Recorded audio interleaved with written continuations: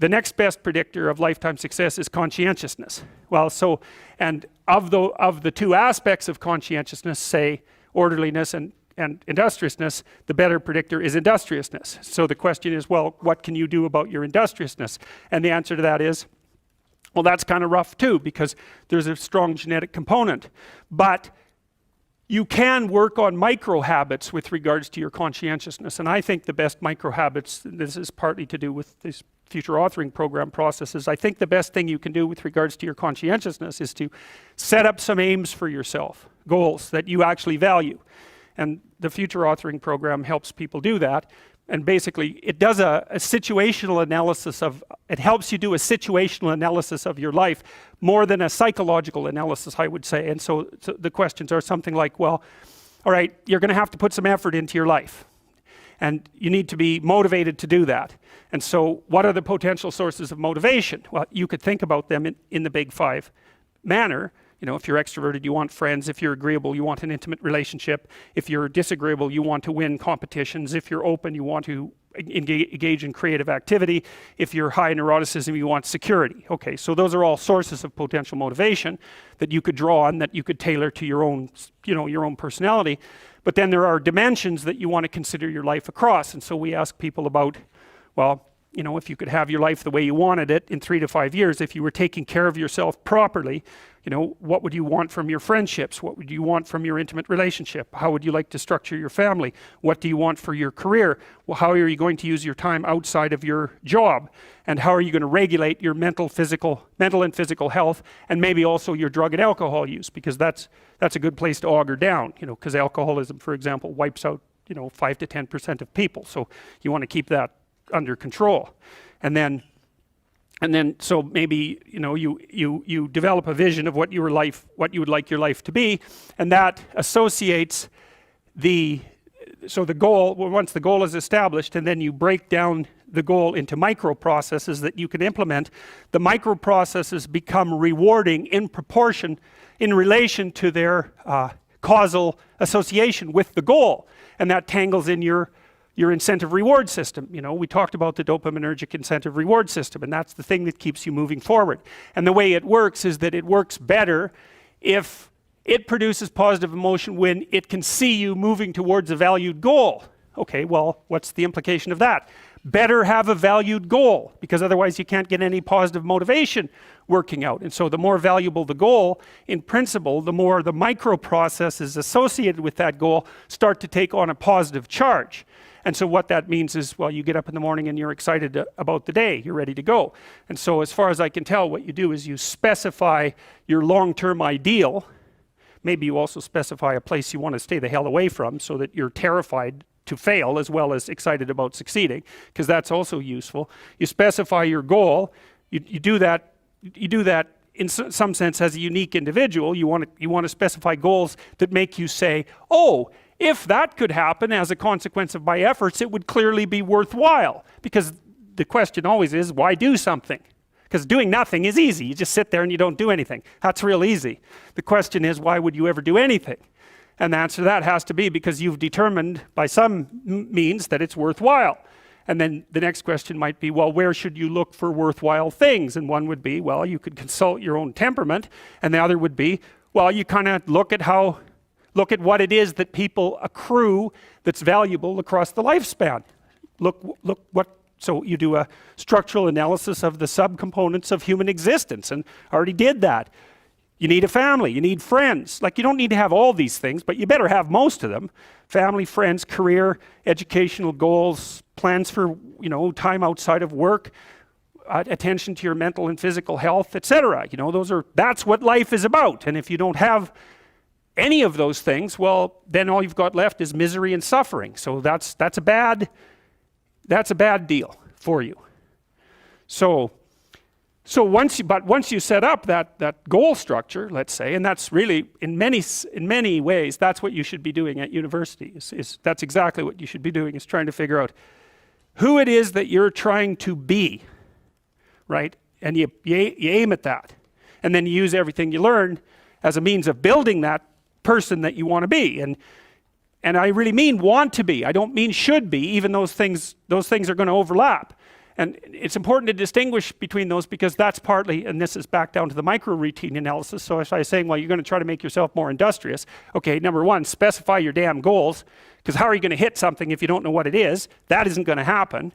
And often people won't specify their goals too because they don't like to specify conditions for failure. So if you keep yourself all vague and foggy, which is real easy because that's just a matter of not doing as well, then you don't know when you fail. And people might say, well, I really don't want to know when I fail because that's painful. So I'll keep myself blind about when I fail. That's fine, except you'll fail all the time then. You just won't know it until you've failed so badly that you're done. And that can easily happen by the time you're 40. So I would recommend that you don't let that happen. So that's willful blindness, right? You could have known, but you chose not to.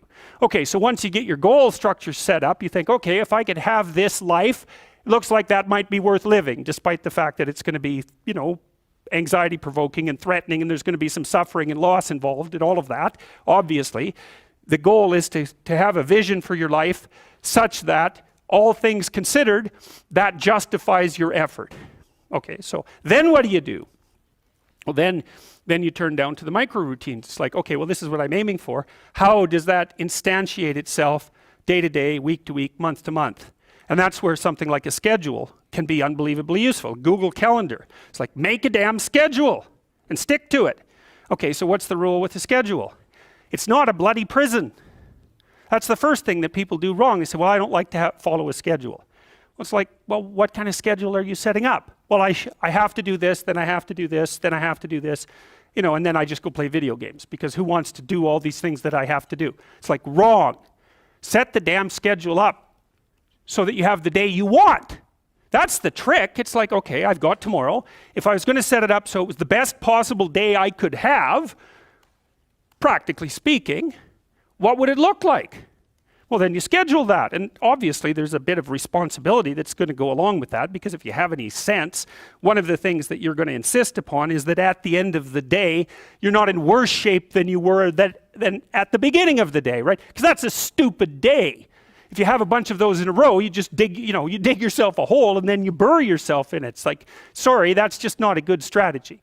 It's a bad strategy. So maybe 20% of your day has to be responsibility and obligation, or maybe it's more than that, depending on how far behind you are. But even that, you can ask yourself, okay, well, I've got these responsibilities. I have to schedule the damn things in.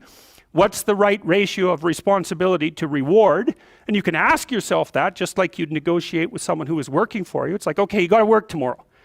Okay, so I want you to work tomorrow. And you might say, okay, well, what are you going to do for me that makes it likely that I'll work for you? Well, you could ask yourself that, you know.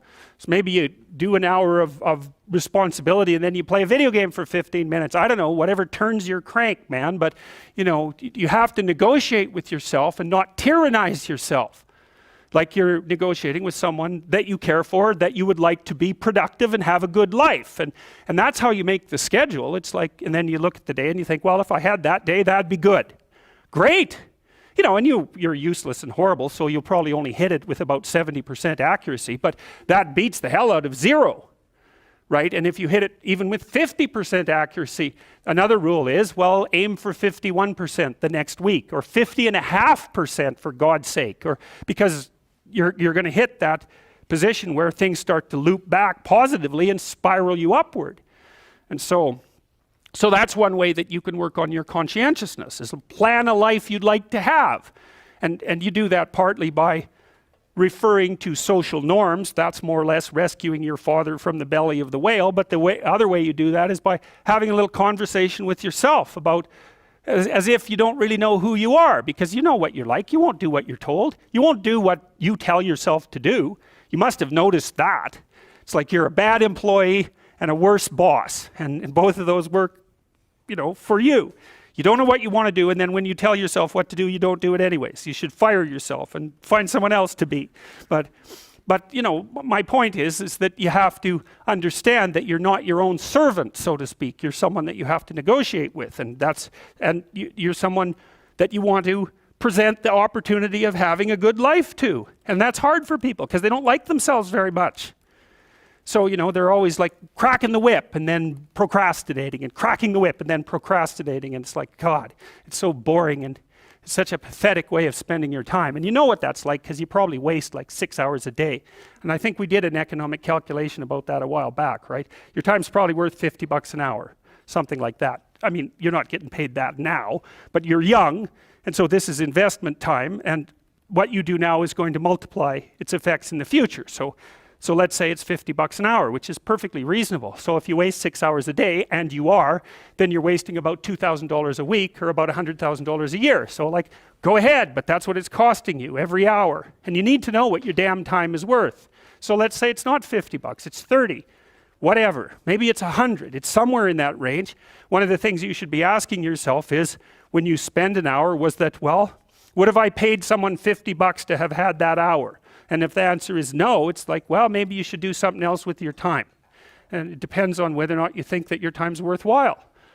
But the funny thing about not assuming that is, if you assume your time isn't worthwhile, what happens is you don't just sit around sort of randomly in a state of responsibilityless bliss. What you do is you suffer existentially. And so that seems like a stupid solution.